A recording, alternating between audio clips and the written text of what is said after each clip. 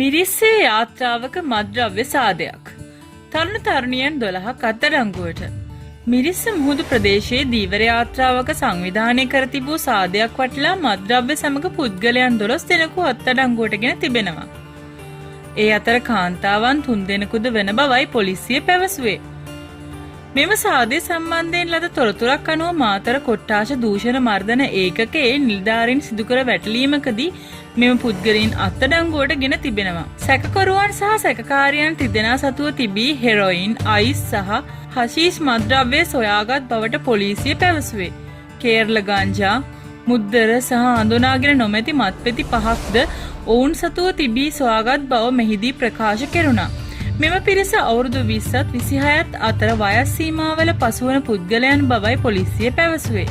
අත්අඩංගුවට ගැනුණු මෙම පිරිස ගාල්ල, කුරුණෑගල, හෝමගම, මොරටුව, ගණේමුල්ල, වත්තල, කැලණිමුල්ල, රත්මලාන, මාකොළ, මාතර, වැලිගම යන ප්‍රදේශවල පදිංචිකරුවන්. මොවුන් මාතර මහේස්ත්‍රාත්වරයා වෙත අත ඉදිරිපත් කිරීමට නියමිත බව පොලිසිය වැඩිදුරටත් සඳහන් කළේය.